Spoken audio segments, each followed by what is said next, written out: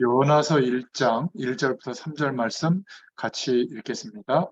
여호와의 말씀이 아미떼의 아들 요나에게 임하니라. 이르시되 너는 일어나 저 큰 성읍 니느웨로 가서 그것을 향하여 외치라. 그 악독이 내 앞에 상달되었음이니라 하시니라.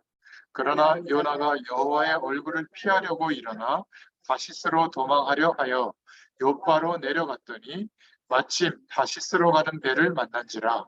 여호와의 얼굴을 피하여 그들과 함께 다시스로 가려고 배삭을 주고 배에 올랐더라. 아멘. 네, 오늘 요나서 전체의 제목은 요나의 착각이라는 제목입니다. 우리가 한번 좀 생각해 볼 것은 먼 훗날 우리의 미래에 우리가 어떻게 되어 있을까, 이런 것들을 한번 생각해 보면 좋겠습니다. 우리 어머님 연세들은 먼 미래가 아니라 당장이 힘들다 이럴 수도 있겠지만, 우리 한국 교회 또 세계 교회는 앞으로 어떻게 될 것인가 한번 생각해 보는 그런 시간이 필요한 것 같아요. 이스라엘 백성들이 왜 이 구약에 우리가 말씀을 창세기부터 쭉 읽어오고 있는데 계속 멸망당하고 있지 않아요? 어려움을 당하고 있고, 전쟁이 일어나고, 또 멸망당하고, 포로로 끌려갔다가, 또 복음 가진 소수가 일어나면 다시 회복됐다가, 왜 그럴까? 오늘 결론부터 말하자면, 하나님이 역사와 시간을 움직이시는 방향, 땅끝까지 이 복음이 증거되어지도록 하시는 그 방향, 전도와 선교를 이해하지 못했기 때문에 이스라엘 백성들은 계속 멸망이라고 하는 배경 속에 있었던 겁니다. 우리가 누구에게 가서 예수님을 영접하도록 도와줘라, 그런 것을 말하는 게 아니고요. 나하고 내 인생하고 하나님이 인도하시는 방향, 땅끝까지 이 복음이 증거되어지도록 하시는 그 전도하고 전혀 상관이 없다고 할 때는 우리가 어떤 상황 속에 있는지 이게 보여져야 되거든요. 그죠? 전도를 하라, 하지 마라가 아니라 그건 반드시 내가 하나님이 원하시는 복음 속에 부르시고 인도하시는 이스라엘 백성들이 가나안 땅에 왜 있어야 되고, 거기에서 왜 국가를 이루고 살아야 되고, 왜 존재해야 되는지 이유를 모르고 사는 것과 똑같아요. 그러면 위쪽 아수르, 또 옆쪽에 아라비아, 또 바벨론, 아래쪽에 애굽, 강대국에 둘러싸여 있거든요. 왜 그렇게 하셨겠어요? 가서 멸망이 올 것이니까, 우상의 배경 속에 살면 반드시 재앙이 올 거니까 가서 회개하고 하나님께 돌아오라고, 오실 메시아의 약속 붙잡으라고, 그거를 말해주라고 가나안 땅에 있는 건데, 그런데 자신들이 왜 존재하고 살아가는지 그 방향이 다른 데 있는 거예요. 왕정 국가를 이루고 부강해지고 잘 먹고 잘 살고 강대국의 틈바구니에 끼어서 뭔가 이렇게 저렇게 잘 보이고 이러면 잘 살고, 어쨌든 뭔가 행복한 조건을 만들고, 그게 뭐 나쁜 건 아닌데 왜 살아가고 있는지 이스라엘 백성들은 특별히 하나님이 택했잖아요. 모든 민족을 위해서 먼저 택해서 굉장히 중요한 하나님의 계획과 사명을 주었는데 그 중심으로 살아가고 있지 않은 거예요. 그래서 요나서의 말씀은 전도와 선교를 이해하지 못하고 살아가는 이스라엘 백성들의 모습을 보여주고 있는 겁니다. 뭔가 다른 쪽에서 살아가고 있는 거예요. 일하고 가정을 이루고 또 행복한 조건을 만들고 자녀를 위해서 살고 열심히 사는데, 하나님께서 우리를 복음 속에 세워주시고 영원한 하나님의 축복을 누릴 수 있도록 우리를 인도해 주셨는데, 그것과 조금 다른 입장에서 살고 있는 거예요. 그냥 세상살이 속에서 살고 있는 거예요. 그러니까 나는 늘 전도를 생각하고 있다, 누군가에게 복음을 전해야 되겠다, 이런 생각이 아니라 하나님이 원하시는 방향으로 일도 하고, 그것 때문에 일도 하고, 하나님이 원하시는 방향 때문에 내가 살아가고, 어려움이 와도 견디고 하나님의 축복을 구하고, 이렇게 할 때는 믿음이 좋다 안 좋다 이전에 이 사람은 바로 하나님이 인도하시는 그 방향 속에 삶이 있는 거예요. 이게 중요한 겁니다. 그런데 이스라엘 민족들은 서론에 전도와 선교의 근원을 몰랐어요. 자신들이 왜 존재해야 되냐. 마가복음 3장 14절에 예수님이 말씀하시기를 내가 너희를 부른 것은 너희와 함께 있기 위함이다.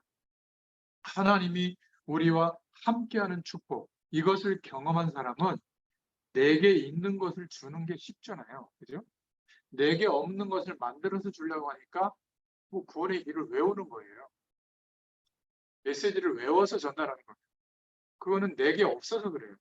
내게 있는 예수님, 나와 함께 하시는 예수님, 예수님이 하신 그리스도의 일에 대한 경험, 하나님과 함께하는 놀라운 축복이 우리에게 정말 체험되고 우리께 있잖아요. 내 안에 있다면, 하나님이 살아계셔서 역사하고 있다면 그것을 전해주고 그것을 말해주는 것은 쉬운 겁니다. 이렇게 말하겠죠. 저처럼 얘기하는 게 아니라 여러분들의 삶의 이야기를 하겠죠. 내가 왜 사는 줄 알아? 왜 어려움도 견디고 있는 줄 알아? 왜 내가 이렇게 열심히 살고 있는 줄 알아? 그러니까 내가 살아가고 있는 이유를 말해주는 겁니다. 그리고 아무리 힘들어도 나는 지치거나 낙오가 되거나 포기할 수 없는 게 하나님이 이런 힘을 주셔. 내게 있는 것을 말해주는 겁니다. 그러니까 우리 어머니 같은 분이 인생을 살아오면서 살아봤더니 그거 그렇게 중요하지 않더라. 하나님이 함께 해주셔야 되겠더라. 이게 살아있는 메시지란 말이에요. 근데 이게 아니라 똑같이 구원의 길, 뭐 십자가 이렇게 해가지고 막 설명한들 그게 뭐 얼마나 상대방에게 전달이 되겠습니까? 그죠? 내가 자녀를 바라보고 키우는 진짜 이유. 이런 것들이 내 삶 속에서 내게 있는 것을 가지고 말해주는 거예요. 내 삶이 하나님이 원하시는 방향 속에서 살아가고 있는 거예요. 견디고 있고, 노력하고 있고. 그러면 돼요. 그러면 나머지는 하나님이 역사하시는데 이스라엘 민족들은 하나님이 직접 말씀을 주시고 직접 기적을 베풀어 주시고 직접 응답하고 있는데도 전도와 선교의 근원을 모르고 가나안 땅에 살고 있는 거예요. 그러니까 어쩔 수 없이 멸망이 오는 겁니다. 전쟁이 일어나면 어떻게 되죠? 흩어졌던 생각이 모아지고 드디어 선지자의 말을 듣게 되거든요. 근데 오늘 요나는 선지자인데 이 요나 자체가 전도와 선교를 아예 몰라요. 참 희한하죠. 설명을 해보겠습니다. 그래서 예수님께서 나를 따라오면 내가 너희로 사람을 낚는 어부가 되도록 하겠다. 마태복음 11장 28절에는 수고하고 무거운 짐진 자들아 다 내게로 오라. 내가 주는 짐은 가볍다, 무겁지 않다. 그게 전도예요. 이스라엘 민족들은 전혀 알지 못했습니다. 그러니까 두 번째로 전도의 내용도 알지 못했던 겁니다. 인간이 아무리 노력해도 절대 해결할 수 없는 재앙을 마가복음 10장 45절에 그 죄의 권세와 죄의 내용을 예수님께서 전부 깨뜨리셨다. 어떻게 해요? 죽으시고 부활하신 것. 요한일서 3장 8절에 절대 눈에 안 보이게 저와 여러분의 집을 완전히 멸망시키려고 하는 마귀의 세력을 예수님이 완전히 깨뜨리셨다. 그 약속이 우리에게 이루어진 것이죠. 요한복음 14장 6절에 우리가 갈 길을 모르고 살아가고 있는 이때에 하나님을 만나는 길을 열어주신 겁니다. 함께하는 축복을 누릴 수 있는 길을 열어주셨죠. 그래서 하나님이 우리를 만나겠다고 말씀하신 겁니다.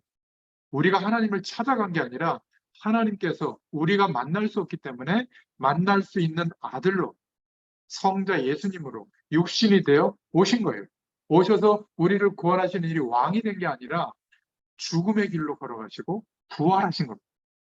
이것이 성경 말씀이 우리에게 주는 답이에요. 그래서 예수님만이 길이요, 예수님만이 진리요, 예수님만이 생명의 축복이 회복되는 유일한 길이에요. 우리가 잘해서가 아니라 예수님의 의, 그분의 죽으심과 부활하심 때문에 우리에게 새로운 인생의 길이 열리게 된 겁니다. 어떻게 해요? 생명의 길, 하나님이 함께 하시는 축복을 체험하고 누릴 수 있는 길이 열려지게 된 겁니다. 그래서 세 번째로 하나님이 이 축복을 알리라고 하는데 전도를 알지 못하면 결국 선교를 모르면 전도를 모르면 사단과 사단이 형성해 놓은 문화를 몰라요. 하나님 없어도 살만하다. 이런 것이 깔려 있어요. 저 좀 한번 보세요. 그래도 돈이 있어야 되죠. 그래도 건강해야죠. 그래도 좋은 사람 만나야죠. 그래서 집값 뛰는데 집 사야죠. 우리 자녀들 그래도 좋은 사람 만나서 결혼시켜야죠. 직업 잘 갖도록 공부 잘 시켜야죠. 오직 예수 다 한다니까. 예수 믿는 사람들이 물어보세요. 뭐 다 하나님 저 예? 아프리카가 보면 차 뒤에 다 Praise the Lord, only Jesus 다 써 있어요. 근데 보이는 지식이 아니라 우리가 삶을 살아갈 때 안 보이는 지식을 따라 살거든요. 어떻습니까? 중직자분들이 교회에서 정말 하나님 바라보고 하나님의 은혜를 구할 것 같아요, 주일날? 희한해요. 왜 그렇게 교회 가면 중직자가 되면 교회 일을 신경 쓰는지 몰라요. 내가 안 하면 누가 할 것 같아요? 다른 사람이 합니다. 굳이 그거를 내가 해야 된다고 서로 싸워요. 그리고 너 잘했다 못했다 왜 그런 소용돌이가 일어날까요? 여러분 한번 잘 생각해 보시기 바랍니다. 사단이 형성해놓은 문화는 하나님, 그리스도, 가나안 땅에 존재해야 되는 이유 없어도 살만하다는 거예요. 정략 결혼하고 강대국의 배경을 받아들이고 열심히 왕으로서 통치하고 말이지. 이스라엘 백성들이 성실하게 그들이 갖고 있는 내용이 뭐죠? 율법을 지키며 오실 메시아 약속을 붙잡는 게 아니라 하나님께서 구약의 길을 걸어갈 때 이렇게 해라 저렇게 해라 번제당은 어떻게 하고 또 예배 드릴 때는 어떻게 하고 뭐 피를 어떻게 뿌리고 짐승은 어떻게 잡고 제사장은 옷을 어떻게 입고 뭘 하고 얼마나 세밀하게 얘기하는지 몰라요. 그거대로 하려고 하는 거예요. 그래서 빵모자 쓰고 다니고 옆에 이 머리 따가지고 다니고 말이죠. 그 몇 가지 그 하라고 하는 게 있거든요. 그거 아직도 미국 사회에서 하고 있어요, 유대인들은. 그게 아주 근본적인 신앙을 갖고 있는 유대인들이 하고 있는 거거든요. 그러니까 전도의 내용을 모르게 되니까 결국은 사단이 형성해낸 문화가 좋은 거인 줄 알아요. 아니면 거꾸로 불교 이론처럼 세상과 담쌓고 살아요. 성경만 보고 말이죠. 하나님의 말씀을 굉장히 이해하지 못한 겁니다. 유대인들은 더 적극적으로 우리가 선택받은 민족이고 다른 민족은 다 멸망받아야 될 민족으로 생각하거든요. 하나님은 우리 민족의 하나님이고 다른 민족의 하나님이 아니다. 메시아도 우리 민족을 위한 메시아다. 이런 사상이에요. 복음이 아닙니다. 그건. 마귀 사상이거든요. 우리 교회만 부흥하면 되고 지금 옆에 교회는 다 망하는데 그 교회 성도들이 우리 교회 오고 우리 교회는 막 더 커지고 이거요. 문제 있습니다. 한국 교회는 점점 숫자가 줄고 있는데 우리 교회는 부흥되니까 우리는 성령 충만하고 우리는 하나님이 쓰시고 이거 굉장히 위기의식이 와야 돼요. 우리 가정만 행복하면 되고 지금 어떻죠? 멸망의 시간이 오죠. 지금 이 우리 수도권에서 서울에서 차 타고 1시간 반, 2시간 반 가면 2시간 가면 평양이에요. 개성 평양. 안 그렇습니까? 그러면 거기서 장사등포라고 포신이 긴 포가 우리 수도권 곳곳에 대전까지 사정거리예요. 다 그냥 버튼 누르면 뭐 미사일도 아니고 그냥 포 쏘면 다 떨어지거든요. 근데 전혀 위기의식이 없잖아요. 이스라엘 백성들이 선지자들이 말하고 있는데 아무도 귀를 기울이지 않아요. 왠지 아세요? 자기들이 가지고 있는 보이지 않는 지식 때문이에요. 아니 저 멸망받을 저 민족에게 왜 복음을 전하는 거예요? 멸망이 임해야 되는데. 이게 보이지 않는 지식이에요. 우리는 뭐죠? 돈이 있어야 되고 성공해야 되고 잘 돼야 되는 것이 복음이에요. 그렇지 않습니까? 그러니 그렇게 되기 전까지는 하나님의 말씀이 인정이 안 되는 거예요. 오히려 더 사업적으로 성공하고 일적으로 성공하고 좋은 사람 만나고 행복한 조건을 만들고 아파트를 한 채, 두 채 더 늘려가고 이게 보이지 않게 더 중요한 거지. 자녀를 키울 때도 너의 인생은 하나님이 인도한다. 이거보다 야, 그따위로 공부해서 되겠어? 이 정도 대학 가서 되겠어? 야, 그런 사람 만나서 되겠어? 이게 깔려 있는 거예요. 그게 나쁜 게 아니라 우리도 모르게 의지하고 있는 내용이라. 대부분 사람들이 이렇게 합니다. 목사님, 제가 말씀도 듣고 기도도 하고 하는데 주의 뜻대로 살려고 하는데 왜 이렇게 어려운지 모르겠다고. 어려운 선택을 한 거예요. 이스라엘 백성들처럼. 그러니까 하나님이 지금 요나에게 멸망을 줄 북아수르 제국의 수도 니느웨에 가서 너희들 이제 멸망이 올 것이니까 우리 하나님이 멸망의 심판을 할 것이니까 회개하고 하나님께로 돌아와라. 그 얘기를 하라고 명령하는데도 안 하는 거예요. 왜죠? 자기가 가지고 있던 보이지 않던 지식 때문에. 아니 저 멸망받을 저 우리를 계속 괴롭히고 선민인 우리를 괴롭히는 저 민족에게 가서 왜 내가 그런 일을 해야 되는데요? 이러고 니느웨로 안 가고 도망가는 거예요. 다시스로. 그러니까 불순종하려고 한 게 아니라 자기가 가지고 있던 지식의 배경 때문에, 보이지 않는 지식 때문에 그렇습니다. 겉으로는 그렇지 않죠. 그러니까 왜 중세교회가 타락했어요? 그게 초대교회가 커져서 그렇게 된 거거든요. 캐톨릭 교회가 된 거예요. 총회를 구성해, 교회들이 많이 늘어나니까 총회를 구성한 이름이, 그 총회 이름을 정했는데 그게 캐톨릭이에요. 우주적인 교회라는 뜻이거든요. 근데 너무 하나님의 응답과 축복을 경험하다 보니까 그게 위에 올라온 거예요. 그거를 재산을 관리하고 사람을 관리하고 건물을 관리하고 이러다 보니까 나름대로의 교회 규칙을 만들고 그것을 교리화해서 그 교리를 심판하는 사람, 사제들이나 교황이 위에 올라선 겁니다. 그러니까 교황의 교시가 성경의 권위와 똑같아지고 위에 올라올 때도 있어요. 그러니까 희한한 법을 만드는데 그 교회의 법대로 지은 게 베드로 성당이거든요.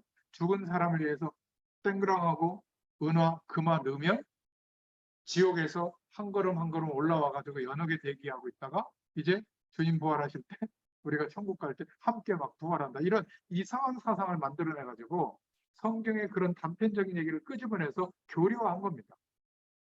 이런 게 얼마나 많은지 몰라요. 여러분, 우리가 하나님의 말씀이 기준이 안 되면 느낌, 감정, 경험, 어떤 체험, 또 이런 것으로 가거든요. 그러니까 이스라엘 민족은 재앙이 올 수밖에 없었던 겁니다. 가문에서부터 있었던 내 영적 문제가 절대로 무너지지 않아요. 전도를 모르면. 하나님이 인도하시는 복음의 길을 모르면 결국은 우리 인생에 보이지 않는 지식을 따라 결정하고 살아가고 있는 겁니다. 그게 뭐예요? 이스라엘 민족은 사실 복음을 누린 게 아니라 하나님의 말씀을 누린 게 아니라 말씀을 붙잡고 있는데도 우리는 선민이다. 그래서 우리는 율법을 지키면 된다. 그래서 하나님의 말씀보다 쉐마, 토라, 탈무드라고 하는 생활 속에서 찾은 교훈들을 더 중요하게 생각하고 지켰던 겁니다. 이 사람들이 세계를 정복할 권한을 우리에게 줬다. 모든 민족은 이방 민족이니 저들을 정복해야 된다라고 생각하고 자녀들을 교육한 겁니다. 지금도 전 세계의 정치, 문화, 사회, 경제를 장악하는 대열에 항상 유대인들 조직이 있어요. 그게 부럽습니까? 가장 적 그리스도의 역할을 하고 있는 겁니다. 그리스도가 아니어도 된다는 거예요. 예수님은 그리스도가 아직 아니라는 겁니다. 그냥 선지자 중에 한 명이라는 거예요. 사실은 이스라엘은 전통을 주장하고 할례 의식을 주장하고 자기들이 지키는 절기 의식, 제도를 주장했지 한 번도 복음을 주장한 적이 없어요. 그래서 구약의 결론은 망하는 거예요. 여러분, 구약 성경 말씀이 축복의 말씀이 아니에요. 망하는 겁니다.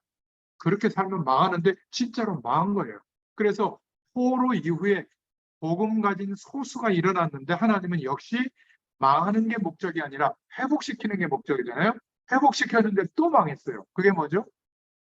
로마의 속국이 됩니다. 예수님이 오셨는데도 안 들어요. 희한하죠. 이게 뭔지 아세요? 보이지 않는 지식이에요. 여러분, 중국은 어떤 나라인 줄 아세요? 대단한 나라입니다. 근데 보이지 않는 뭐가 깔려 있냐면 인구가 13억에서 15억, 지금 뭐 15억 정도 된다고 하는데 돈 1원씩만 써도 15억이에요. 그리고 한꺼번에 오줌 누면 전 세계가 물바다가 된대요. 그 정도로 대단한 인구입니다. 그러니 이 인구를 통제하는 게 보이지 않는 중국의 문화예요. 그러니까 공산당이라는 당이 완전히 세밀하게 15억 인구를 통제하고 있는 겁니다. 근데 종교 사상이 들어온다? 서방의 어떤 타락하는 문화가 들어온다? 아니면 자기의 통치에 대해서 뭔가 이의를 제기하는 어떤 민주주의 사상이 들어온다? 이거는 막 극렬하게 막는 겁니다. 보이지 않게. 그러니까 우리가 이해할 수 없는 막 법 집행을 하고 외국인들을 막 구성하고 그러는 거예요. 거기 가서 노방전도 한다? 거기 가서 막 대놓고 막 하나님 우리와 함께 할 거니까 막 한다. 당장 구속되고 떠납니다. 예전에 그 기도수첩 그 보냈던 주소가 발각이 돼가지고 다 색출이 돼서 추방됐잖아요. 그러니까 일본 같은 나라는 어떤 나라죠? 뭐가 깔려 있냐면 보이지 않는 지식이 깔려 있냐면 거기는 다 신이에요. 그러니까 그 신이 우리는 귀신이라고 하는데 그 신이 자기들을 도와준다고 생각하는 겁니다. 고양이도 신이고 뭐 무슨 부뚜막도 신이고 도마도 신이고 하여튼 귀신의 종류가 신의 종류가 한 800만 개인가 900만 개인가 그래요. 그러니까 그 신들의 이야기를 모아가지고 만화로 만든 캐릭터들이 전 세계를 휩쓸고 있잖아요. 뭐 포켓몬 시리즈 뭐 비롯해가지고. 그러니까 이 사람들은 일본 사람들은 배경에 뭐가 깔려 있냐면 다 신이니까 신의 도움을 받는 거 좋잖아요. 그래서 일본 가서 복음 전해보세요. 예수 전하면 다 영접합니다. 왜? 예수도 여러 신 중에 하나니까 그냥 좋으니까 받아들이는데 우리는 어떻게 생각? 복음 전해줬다. 전도가 됐다고. 아니에요. 그냥 귀신같이 그냥 예수 신을 하나 받아들인 거예요. 예수님이 하신 그리스도의 일을 알고 믿은 게 아니에요. 그냥 복되니까, 복을 줄 존재니까 귀신은. 이렇게 생각하는 겁니다. 그래서 일본의 선교사님들이 가서 막 전도가 잘 된다. 안 돼요. 자기가 느끼고 있는 그런 일본인의 보이지 않는 지식까지 뚫고 들어가서 복음이 담겨야 그때 그 사람들이 변하거든요. 근데 성경적 전도 방법이 뭐냐? 시간과 장소를 정해놓고 복음의 말씀을 계속 선포하고 전하는 겁니다. 이게 성경적인 전도 방법이에요. 말씀 운동이에요. 어느 날 내가 의지하고 있고 내가 살아가고 있는 인생의 지식, 눈에 보이지 않는 지식보다 하나님의 말씀이 맞다라고 결론 내려지는 내용들이 우리 안에 담기는 순간 말씀은 능력으로 나타나게 돼 있어요. 돈, 건강, 이게 나쁜 게 아닙니다. 잘 되는 거. 근데 이게 나도 모르게 중요해서 그거를 위해서 살고 있는 거예요. 그게 내가 사는 보이지 않는 이유입니다. 이게 별것 아니다라고 느낄 정도로 하나님이 나와 함께 하시는 축복이 담기고 경험되면 다른 이유로 살게 됩니다. 이스라엘 민족은 그렇지 않았던 겁니다. 그러니까 전도와 선교를 모르면 무서운 결과가 온다는 것을 구약 성경은 계속 말해주고 있는 거예요. 저와 여러분의 후대에게 저와 여러분의 영적인 문제들이 전달될 수밖에 없죠. 이걸 완전히 박살내는 게 뭐죠? 하나님이 원하시는 전도와 선교의 방향을 두고 우리가 살아가는 겁니다. 그렇지 않으면 교회는 반드시 감소됩니다. 다행히 복음을 강조하는 교회는 아무리 세상 이상해도 하나님이 그곳에 하나님의 사람들을 세워가시죠. 내가 전도해야 되겠구나. 누군가에게 하나님을 전해야 돼. 이게 아니라 내가 지금 살아가고 있는데 내 삶이 하나님이 원하시는 전도의 방향으로 갈 수 없는 상황으로 내가 살고 있다는 것을 체크해 봐야 돼. 어려움이 더 커 있든지 크다고 생각하든지 하나님의 말씀보다 아니면 내가 이루어야 될 목표가 더 크든지 엘리트들이 갖고 있는 생각이거든요. 그래서 우리는 한 번도 안 믿어요. 뭘 안 믿냐면 하나님께서 나의 인생을 통해서 세계복음화 하실 수 있다라고 안 믿어요. 지금 여전히 기도하고 있는 게 뭐죠? 세계복음화 할 수 있도록 경제 축복 달라. 세계복음화 할 수 있도록 많은 사람들을 거느릴 수 있도록 조직을 달라고.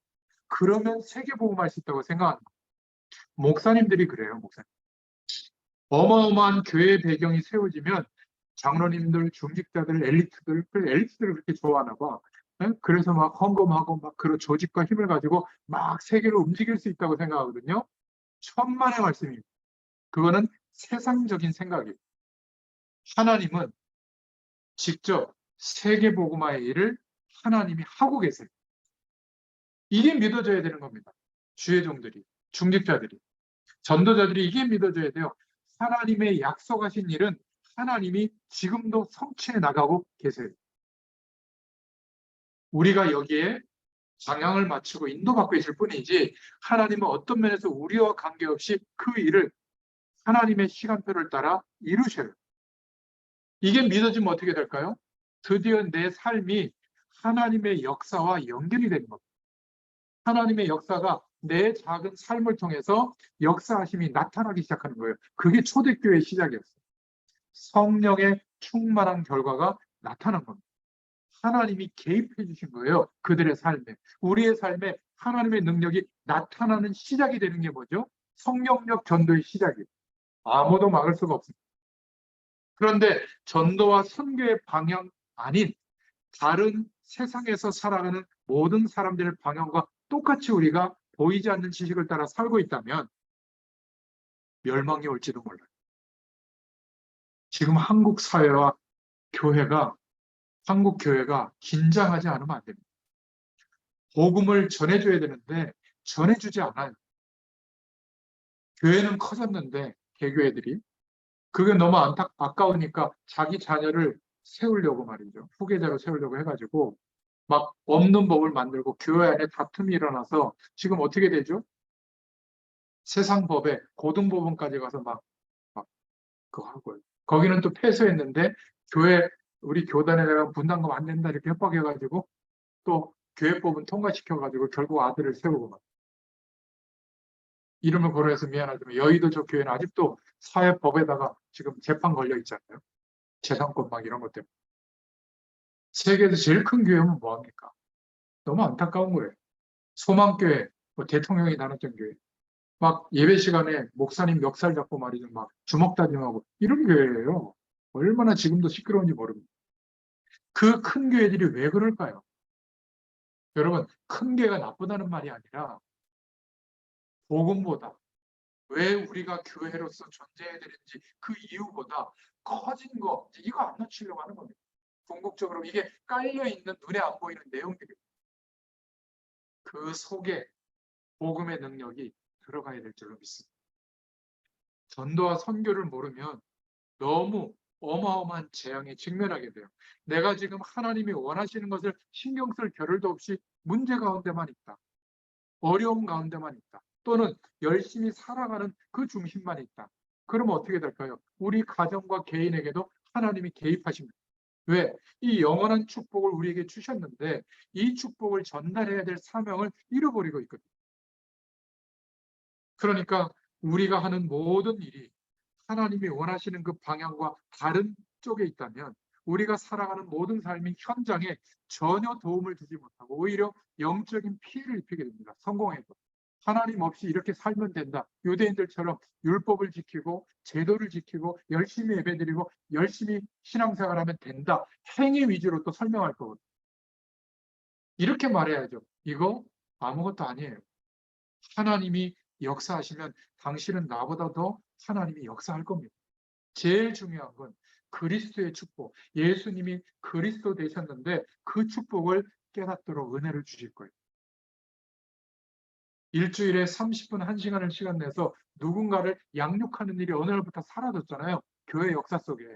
초대교회 모든 교인은 자기의 집에서 기도하던 사람들을 한 명, 두 명 불러다가 말씀으로 양육했다니까.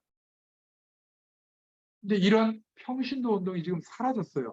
전부 다 성도들이 목회자의 설교를 가지고만 더듬더듬 해가지고 하나님의 은혜를 경험하고 있는 겁니다. 성경을 안 봐요. 성경을 봐도 몰라요. 뭘 말하고 있는지.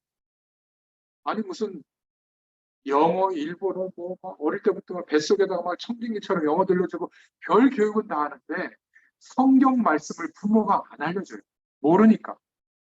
여러분 신천지 만나보세요. 창세기부터 요한계시록까지 자기들 나름대로 얼마나 그럴듯하게 해석을 해놨는지 100점 대필 겁니다. 저희들에게는 너무 감사하게도 창세기부터 지금 말씀을 복음 중심으로 볼 수 있도록 기회를 주셨잖아요. 여러분 생각해 보시기 바랍니다. 당장 전도에 들고 나가야 된단 말이냐? 그 말이 아니에요. 가장 큰 하나님의 축복이 하나님이 원하시는 전도와 선교의 방향 속에 우리의 인생이 있다면 하나님의 축복이 나타납니다. 우리의 일이 하나님이 원하시는 전도에 쓰임받을 만큼 영광이 나타난다면 가장 좋은 사업이 될 줄로 믿습니다. 전도에 대해서 부담을 느낀다면 이건 또 다른 얘기예요. 여러분 결혼하기 전에 친구가 와서 하룻밤 자면서 맛있는 거 먹으면서 이런 얘기 좋은 얘기 친한 친구가 그러면 얼마나 좋아요. 그죠? 근데 친구가 온다고 그러는데 기분 나쁘고 안 좋다. 이건 문제인 거예요. 싫은 거죠. 전도가 부담되고 전도가 힘들다. 복음이 뭔가 문제가 있는 거예요. 그리스도의 축복에 대해서 잘 모르고 있는 거예요. 내게 있는 것을 주는 거는 쉬운 건데 내게 있는 걸 주는 게 어렵다? 모르겠다? 부담된다? 이거는 굉장히 생각해 볼 부분들이 많은 거죠. 여러분, 교회가 아무리 문제가 있어도 우리는 복음을 가진 사람이라면 복음 때문에 소중하게 생각하시길 바랍니다. 옳은 생각을 전달하는 게 교회에서 할 일이 아니에요. 하나님이 가장 원하시는 게 뭘까? 아무리 옳은 생각이라도 그런 생각을 못하고 있더라도 어떻게 해야죠? 기다려요. 하나 되기 위해. 이런 쪽으로 선택할 수 있기를 축원드립니다. 그래서 오늘 본론은 쉽게 붙잡을 수가 있는데요. 이렇게 이스라엘 백성들이 특히 선지자조차도 목회자조차도 보이지 않는 지식 속에 갇혀 있는 겁니다. 그러니까 어떻게 되죠? 하나님의 명령이 임하고 있는데도 안 따라가는 거예요. 전도자와 이스라엘 백성들이 전도와 선교를 모르는 이스라엘을 말하고 있는 겁니다. 요나서가. 여호와의 말씀이 아미떼의 아들 요나에게 임하니라 이르시되 이렇게 해라 했는데 안 하는 겁니다. 이때 이스라엘은 앞으로 얼마 있지 않다가 결국 남유다까지 바벨론이 쳐들어와서 멸망시킨다는 사실을 모르고 있는 거예요. 유대인들이. 이 요나조차도. 이걸 모르면 어려움이 이제 다가오게 되는 거죠. 전도가 다가 아니고 그리스도가 전부인 줄로 믿습니다. 전도를 많이 하고 잘하는 게 문제가 아니라 우리에게 가장 중요한 내 인생의 중심과 가장 중요한 내 생각과 내 영혼과 나의 모든 삶이 어디에 지금 있느냐. 하나님이 원하시는 그 방향 속에서 내가 하루하루를 인도받고 있느냐. 이게 중요하다. 그 말이에요. 이스라엘 민족은 그러다 보니까 자신들의 율법, 자신들의 제도, 자신들의 선민의식에 사로잡혀서 보이지 않는 지식에 사로잡혀서 하나님의 말씀이 주어지는데도 그것을 거부할 정도로 그렇게 살고 있는 겁니다. 그러니까 하나님을 떠난 원죄 때문에 지옥에 가는지 모르고 자기들이 지은 죄를 자꾸 회개하고 정결케 하고 깨끗하게 하려고 하는 노력만 기울이는 하나님이 원하시는 전도 전혀 모르죠. 사도행전 11장 1절부터 18절에 초대교회도 그랬어요. 왜 고넬료 이방인에게 가서 그 집에서 밥 먹고 세리를 주냐 이거 가지고 초대교회가 문제가 될 정도였잖아요. 그러니까 유대인들의 사상 가장 중요한 보이지 않는 지식이 깔려 있었던 거예요. 사람을 볼 때, 회사를 볼 때, 우리 친구들을 볼 때, 또 교회에서 성도들을 볼 때, 교회를 볼 때, 세상을 바라볼 때 이렇게 보이지 않는 텍시트 날리지라고 하는데 영어로는 암묵적 지식이라고 하거든요. 보이지 않는 지식의 기반이 되어져서 사람들이 살아가고 있는 게 보여야 누군가를 양육할 때도 하나님의 말씀이 어디까지 들어가고 있는지를 알아요. 저희가 한 5년 됐나요, 이제? 벌써 6년입니까? 6년쯤 되면요. 그 보이지 않는 지식을 뚫고 들어가서 말씀이 담긴다니까요. 그때부터 역사가 일어납니다. 이게 성경적 전도 운동이에요. 근데 대부분 몇 번 양육하고 어떻게 들어가겠어요? 물론 하나님이 은혜를 주면 한 번만 전해도 들어가죠. 근데 보이지 않는 병 때문에 안 돼. 남편 때문에 안 돼. 내가 지금 사업에 실패해서 안 돼. 건강이 무너져 있어서 안 돼. 자녀 때문에 안 돼. 교회가 작아서 안 돼. 우리 교회는 목사님이 복음이 아니라서 안 돼. 이렇게 보이지 않는 지식이 더 큰 거예요. 말은 그렇게 안 해요. 말은 하나님께 기도합니다. 하지만 그것이 기준이 돼 있는 겁니다. 아니에요. 그러니 하나님이 원하시는 선교의 길이 보이겠어요? 지금 아수르 제국이 12만 명이거든요. 그 니느웨 백성들이 12만 명이 복음을 안 받으면 어떻게 될까요? 전사로 바뀌어서 나중에 북이스라엘을 멸망시키러 오잖아요. 그 멸망을 막기 위해서 이스라엘 백성들을 축복하기 위해서 니느웨를 선지자로 보내는 건데 안 듣는 겁니다. 자기의 지식 때문에. 요나 비둘기라는 이름의 뜻이 바벨론 포로 이전에 BC 760년경의 사람이었거든요. 그러니까 요나에게 나타난 계시를 보면 하나님의 뜻을 알 수 있는 겁니다. 하나님은 이방인도 구원받을 수 있다고 하시는 거예요. 요나서 1장 1절부터 11절에. 그때 유대인들은 하나님을 믿은 게 아니라 자기들이 알고 있는 보이지 않는 것들을 지켰기 때문에 어떻게 이방인들이 구원을 받느냐고 선지자인 지도자인 요나조차도 그 생각 속에 있었던 겁니다. 하나님은 회개하기만 하면 자신의 뜻을 돌이킨다고 하는데 안 믿는 거예요. 요나서 3장 1절부터 10절. 멸망받게 되어 있을지라도 하나님 앞에 회개하면 하나님은 그 뜻을 돌이키십니다. 이스라엘의 새로운 사명인 이제 강대국을 향하여 길이 열리는 그 하나님의 말씀이 임했는데도 선교를 각인시키고 있는데 그게 하나님의 뜻인데 모르는 겁니다. 결국 이스라엘은 지도자도 이러니 백성들은 어떻게 했어요? 끝내 전도와 선교에 대한 사명을 다 놓쳤어요. 멸망당하게 되고 바벨론의 포로로 끌려가게 되죠. 회복하고 돌아와서도 결국 로마의 속국이 되고 지금 종교전쟁의 핵이 되는 그런 일들을 벌이고 있습니다. 여러분, 우리의 삶의 중심과 살아가는 이유가 하나님이 원하시는 전도와 선교를 두고 살아가고 있는 게 정말이라면 제가 약속합니다.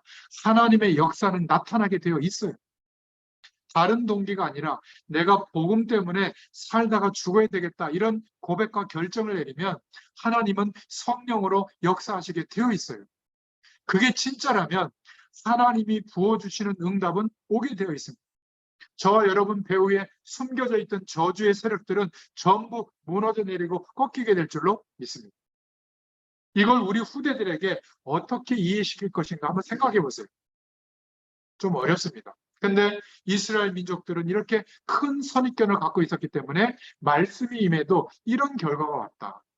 너도 형제끼리, 친구끼리 사회에 나가서 네가 알고 있던 보이지 않던 그 지식의 배경을 가지고 너무 선입견을 가지지 마라. 하나님의 말씀을 가지고 기도해라.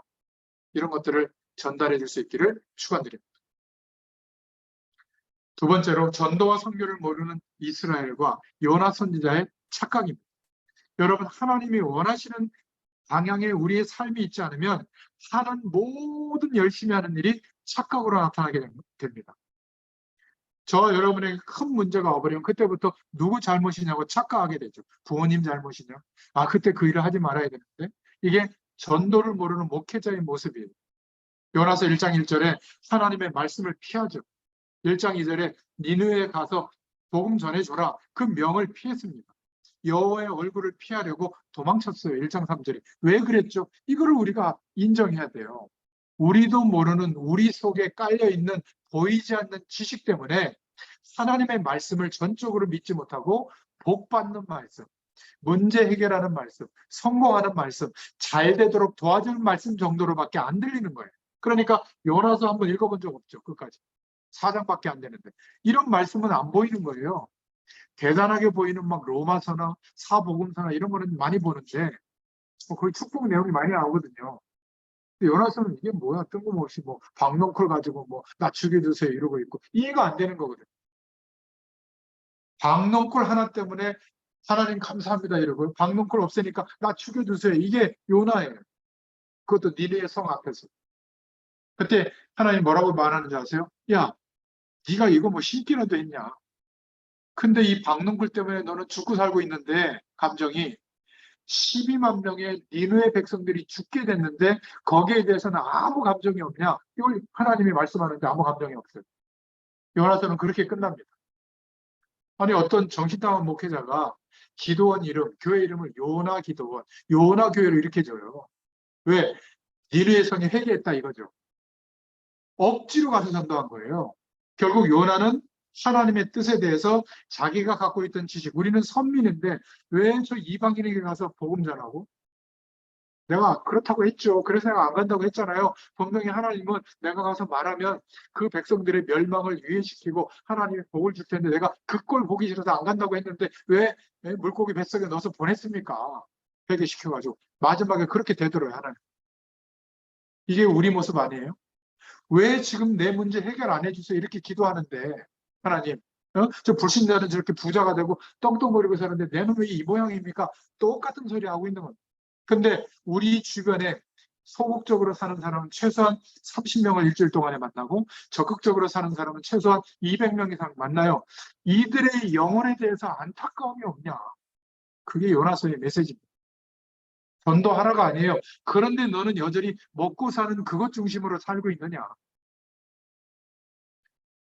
이스라엘처럼 멸망이 올지도 몰라요. 하나님의 명령을 바꿀 수가 있어요? 우리의 지식으로? 못 바꿉니다. 지구상의 어떤 종교나 어떤 악한 세력도 하나님의 말씀을 바꿀 수가 없어요. 지금 말씀대로 되고 있잖아요. 첫째 말세가 되면 지진이 일어나고 전쟁이 일어나고 기근으로 이제 완전히 전쟁이 터지면 불바다가 되는 거 아닙니까? 불바다가 될 것이다. 3절에 보면 여호와의 낯을 피하려고 뱃삭스를 주고 다시스로 도망갔다. 니느웨로 안 가려고. 참 희한하죠. 도망가려고 하는데 마침 배가 오는 거예요. 말씀대로 안 살려고 하는데 마침 부자들끼리 열리는 거예요. 이게 무슨 말인지 이해하세요? 우리가 다른 선택을 하고 살고 있는데 마침 내가 원하는 대로 응답 같은 게 오는 거예요. 생각해 보세요. 지금처럼 교통이 발달한 때가 아니라 며칠 만에 한 번 배가 오거든요. 근데 다시스로 가는 배가 요번가요? 거기로 갔는데 바로 오는 거예요. 갔더니 나름 응답이라고 탔겠죠. 그 배는 어떤 배예요? 풍랑이 와가지고 막 대풍이 불어서 완전히 멸망당할 텐데 거기에 돈을 주고 배싹 주고 사고 있는 겁니다. 이 모든 노력이 우리의 노력이 전도와 선교의 우리의 인생의 방향이 없다면 이 모든 노력이 헛수고가 되는 겁니다. 멸망으로 가는 노력이 되는 거예요. 인간이 얼마나 어리석은지 온 세계를 돌아다니면서 돈을 써가면서 시간을 써가면서 인생의 모든 것들을 사용하면서 망하는 쪽으로 가는 거예요. 여러분 오늘 하나님이 저와 여러분에게 말씀하시는 주의 음성을 들을 수 있기를 축원드립니다. 요나가 하나님의 뜻을 착각한 결과 어려움에 빠지는 결과가 오게 됩니다. 요나가 탄 배에 큰 태풍이 일어나고 1장 4절에 5절에 태풍이 올 때 요나는 불행한 잠을 자죠. 뭐 믿음이 있어서 잔 것도 아니에요. 나중에 요나는 선지자임에도 배 선장에게 조롱을 받죠. 1장 6절에. 야, 이 사람 왜 여기서 자고 있냐? 우리는 각자의 신에게 빌고 있는데 너도 너의 신에게 빌어라 말이지. 무슨 말이에요? 우리에게 왜 하나님의 뜻을 전달해 주지 않냐? 이렇게 거꾸로 불신자한테 조롱받는 겁니다. 그때 오는 잠은 무슨 잠이라고요? 불행의 잠, 사망의 잠이에요. 우리가 하나님이 원하시는 방향으로 하나님의 백성이 살아가지 않고 세상적으로 열심히 살았는데 온 결과 때문에 만족해서 살아가고 있는 잠. 그런 인생이라면 그거는 사망의 잠이요, 불행의 잠이에요. 하나님이 사랑하는 사람은 못 견디도록 뒤흔들어 놓는 겁니다. 하나님 바라보도록. 전도와 선교의 사명을 깨닫도록. 우리가 왜 살아야 되는지 존재하는 이유를 알게 되도록. 선장이 요나 보고 업신여기는 그런 소리까지 선지자가 듣게 된 겁니다. 결국 제비 뽑혔는데 요나가 뽑히죠. 물에 던지니까 태풍이 잠잠해졌어요. 큰 물고기가 요나를 삼켰습니다. 여러분, 인간은 똑똑한 것처럼 보이지만 하나님의 낯을 피할 수가 없습니다. 우리는 이런 꼴을 당하면 안 됩니다. 사실상 전도와 선교를 모르면 이런 꼴을 당하게 되죠. 세 번째 기도 제목입니다. 요나서 2장에 보면 전도와 선교를 모르는 자의 고통과 기도입니다. 우리가 요나는 이제 물고기 뱃속에서 굉장히 고통의 기도를 합니다. 하나님이 그 기도를 들어서 물고기가 이제 무트로 토해내게 되는데 우리가 전도와 선교의 방향을 두고 인생이 가야 되는데 그것과 전혀 상관없이 그냥 내 중심으로 열심히 산다면 복음을 모르는 것과 같기 때문에 굉장한 고통 속에서 기도하게 돼요. 하나님의 축복 속에서 기도하는 게 아니라 늘 전쟁, 기근, 멸망, 고통 속에 와서 기도하는 겁니다. 여러분들은 이런 기도하지 마시기를 바랍니다. 고통의 기도는 신음소리예요. 이건 굉장히 힘든 겁니다. 그 기도가 요나서 2장에 나옵니다. 주께서 내 음성을 들으셨다. 구덩이에서 나를 건지셨다. 2장 6절. 내 주께 기도했고 그 기도가 주의 성전에 미쳤다. 2장 7절. 믿음이 있어도 전도와 선교를 모르면 고통의 기도 속에 있게 된다. 기억하시기 바랍니다. 그나마 하나님의 응답을 받아서 물고기에서 이제 나오게 됐지만 다행이지만 그런 일이 우리에게 되풀이 되지 않기를 축원드립니다. 하나님은 요나에게 재앙과 고통 속에서 깨달음을 주셨죠. 그래서 하나님 앞에 서원을 갖겠다고 요나서 2장 9절에 고백합니다. 하나님의 결국은 자기의 뜻을 바꾸시지 않아요. 우리를 부르시고 인도하시는 그 방향으로 우리가 맞춰질 때 하나님이 역사하시지 아무리 우리의 노력을 기울여도 요나와 같은 결과가 오게 된 겁니다. 자칫 잘못하면 우리 후대들이 멸망을 주는 하나님이라고 생각하는데 그렇잖아요. 하나님이 원하시는 방향으로 우리가 살아가자. 전도와 선교의 방향을 두고 살아가자. 네 번째로요. 요나서 3장 1절부터 2절에 억지 전도에도 회개하는 니느웨입니다. 얼마나 세상이 가혹한지. 요나가 가서 억지로 전도했는데도 자기의 보이지 않는 지식은 인정할 수 없지만, 그러나 막 다 죽게 됐으니까 회개하고 억지로 가서 전도하는 거예요. 오늘부터 모든 하나님의 백성들은 억지 전도하지 말고 살아있는 생명의 축복을 누리고 전하는 전도를 할 수 있기를 축원드립니다. 내가 뭐 안 돼서 목회도 안 되니까 선교지 나간다? 이건 참 아닌 거예요. 하나님의 말씀은 변하지 않아요. 요나에게 두 번째 말씀이 임했는데 똑같이 임한 겁니다. 니느웨에 가서 선포해라. 멸망이 온다고 선포하고 회개하라고 선포해라. 하나님이 우리에게 주신 사명은 절대 변하지 않아요. 우리 어머님에게 주신 사명도 제게 주신 사명과 똑같아요. 세계 복음할 사명을 주신 겁니다. 우리 어머니가 직접 안 해도 돼요. 저와 같은 전도자들을 위해서 기도해 주시면 돼요. 그러면 전도자의 상급이 똑같이 옵니다. 여러분 정말 이게 중요해요. 하나님이 나를 통해서 세계 복음하실 것이 믿어져서 여러분들이 주의 종들을 돕잖아요. 하나님은 역사합니다. 그 도움이 작은 도움이 아니에요. 저는 몇 분들이 이렇게 제가 움직이는 뭐 이거는 제가 만약에 교회에서 교구 사역을 하면 교구에서 그런 것들을 다 이렇게 성도들이 책임져주고 하지만 저는 그거를 30년 전부터 이제 중단하고 현장에서 하나님의 인도를 받고 있거든요. 근데 이것을 알고 그렇게 많지는 않지만 소수의 분들이 조금씩 조금씩 이렇게 헌신해 주시는 그걸 가지고 제가 일주일에 한 100만 원 정도 이렇게 가까이 이렇게 비용이 들어가는데 한 달에 그런 것들이 한 번도 비치지 않고 제가 현장에 오지 못하는 일이 발생하지 않도록 하나님이 역사해 주셨어요. 제가 오늘날 이 시간까지 살아갈 수 있는 하나님이 하셨지만 그런 분들의 헌신이거든요. 여러분 주위에 전도자를 도울 수 있기를 바랍니다. 그게 큰 축복이에요. 그리고 전도자를 위해서 물질적으로도 도와야 되지만 더 중요한 축복은 기도해 주시는 거예요. 여러분 생각해 보세요. 그 전도자 하나만 넘어뜨리면 전도운동이 안 일어날 거 아니에요. 그럼 사단은 총공격하지 않겠어요? 여러분들의 목사님들, 담임 목사님들, 또 여러분 주위에 복음 전하는 전도자들을 위해서 정말 기도해 주시기 바랍니다. 우리가 억지 전도에도 회개하는 니느웨를 보면서 여호와의 말씀대로 요나서 3장 3절에 행합니다. 3일 길을 걸어가면서 전도하라고 했는데 하루 전했는데 어마어마한 역사가 일어났죠. 12만 명이 회개하는 일이 벌어졌고 3장 5절에 왕도 왕복을 벗고 제 위에서 회개했고요. 3장 6절에 3장 8절부터 9절에 짐승까지 금식을 먹이를 주지 않고 온 백성이 금식하면서 회개하게 된 겁니다. 이때 니느웨를 멸망하기로 하셨던 하나님의 뜻을 돌이키시죠. 요나서 3장 9절에 진노를 그치시고 3장 10절에 재앙을 그치셨다. 여러분 밖에서 복음 듣지 못하고 추구하는 사람이 가득 차 있어요. 우리가 복음도 전하기 전에 우리의 교회들이 엉뚱한 짓을 너무 많이 해서 이 사람들이 교회를 오해해가지고 지금 말씀을 듣지 않으려고 하는 시대입니다. 그게 작은 죄가 아니에요. 영적인 눈을 뜨고 보면 한국 사회가 위태위태한 겁니다. 감사한 것은 의인 10명만 있어도 소돔과 고모라를 멸망시키지 않겠다고 하신 하나님의 말씀을 기억합니다. 한국 땅에 정말 전도할 전도자 10명만 있어도 하나님은 멸망시키지 않을 것이다. 저는 이 말씀을 붙잡고 기도합니다. 우리는 일어나서 오직 복음, 오직 전도를 두고 우리의 하루하루를 인도받을 수 있기를 축원드립니다. 저와 여러분들이 모여서 성경 공부만 하는 것은 하나님의 뜻이 아니에요. 여러분 은혜 받을수록 우리 주변에 사람이 들어오고 그 사람들 이름을 적으세요.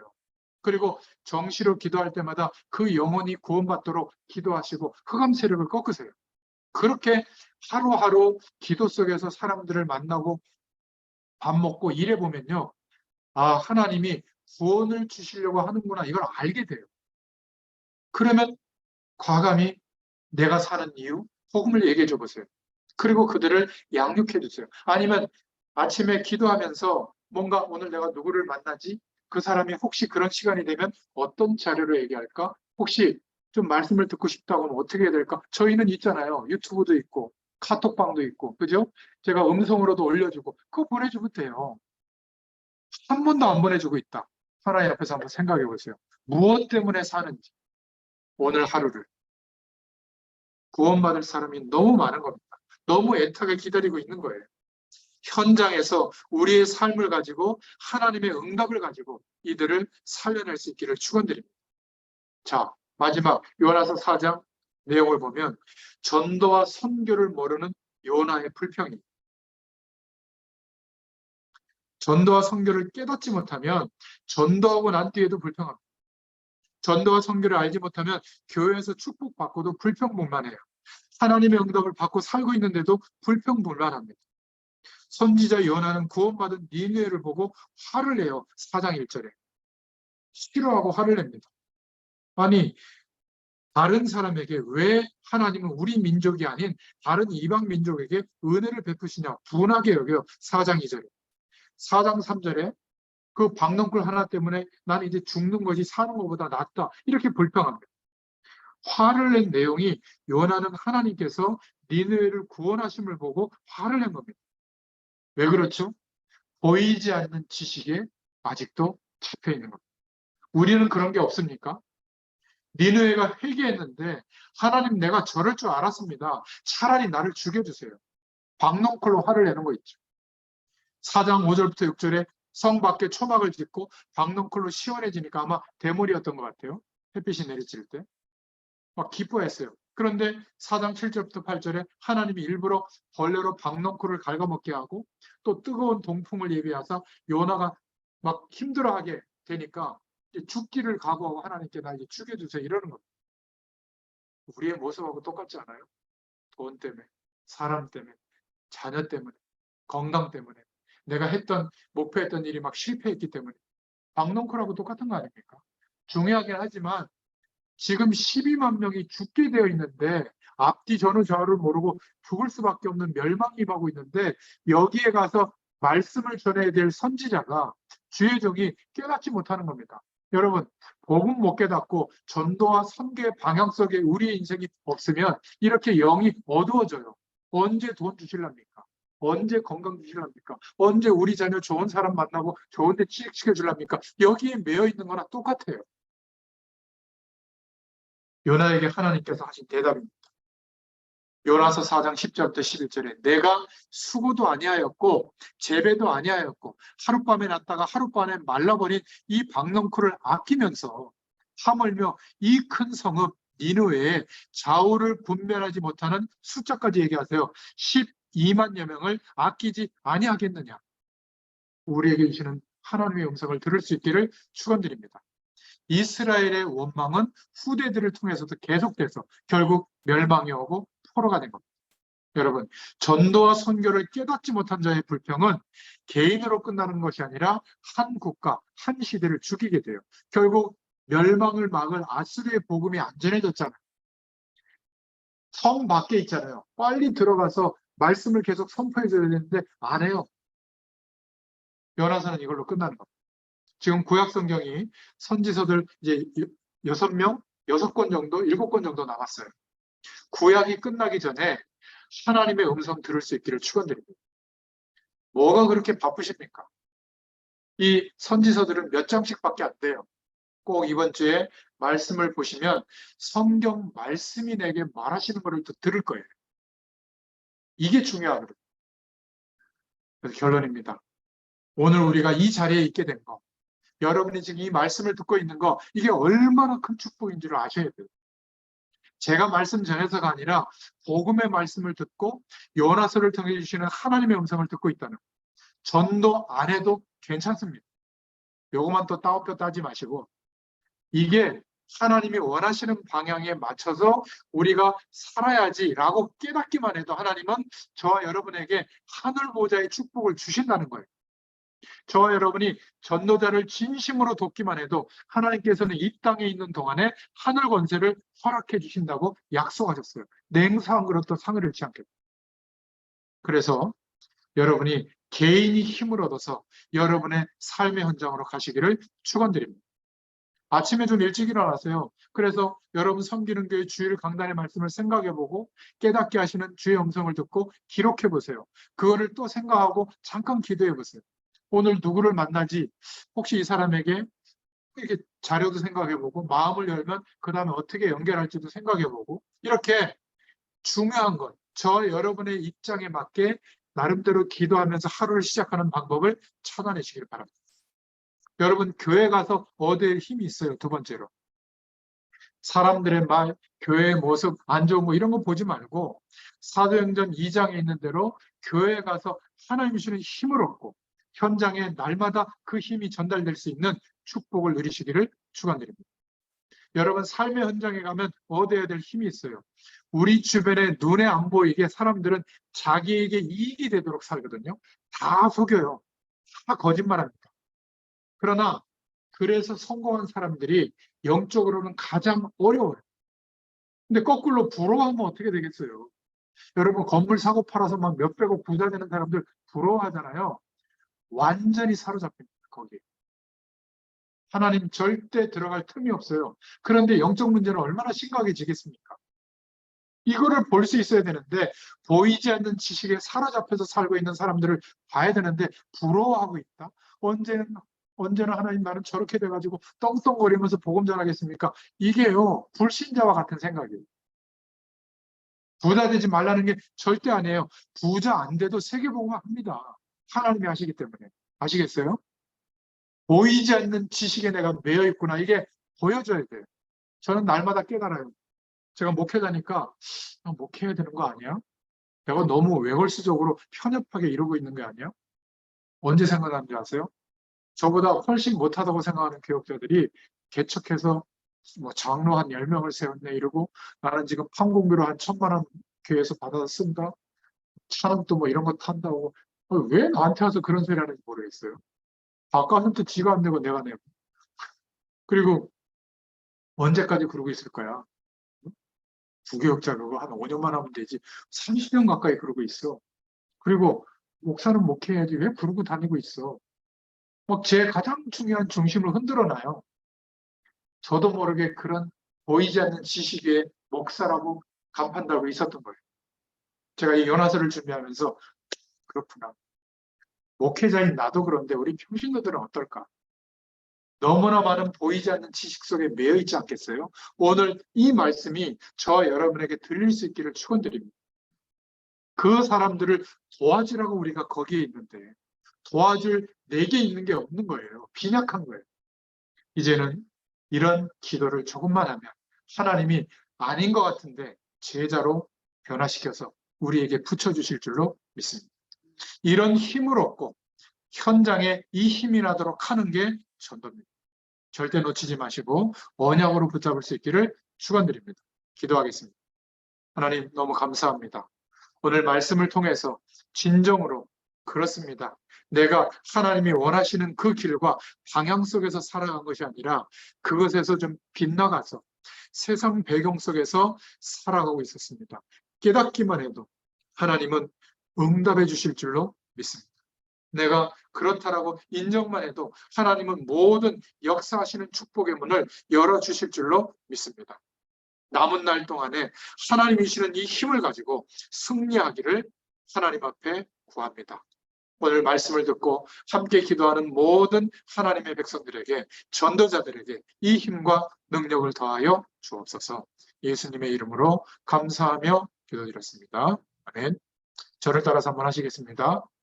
영상을 혼자 보시는 분도 나중에 하세요. 저를 따라서 하세요. 당신은 중요한 사람입니다. 나는 중요한 사람입니다. 하나님이 보실 때 중요한 사람이라는 거예요. 왜? 이렇게 우리의 인정하고 있던 보이지 않던 지식 그 속에까지 그거를 뚫고 하나님의 말씀이 담기도록 하는 사람은 많지 않아요. 여러분은 그 축복 속에 지금 회복되고 있는 겁니다. 중요한 사람이에요. 하나님이 보실 때. 이 은혜를 누리시고 한 주 동안 승리하시기를 축원드립니다. 감사합니다. 네.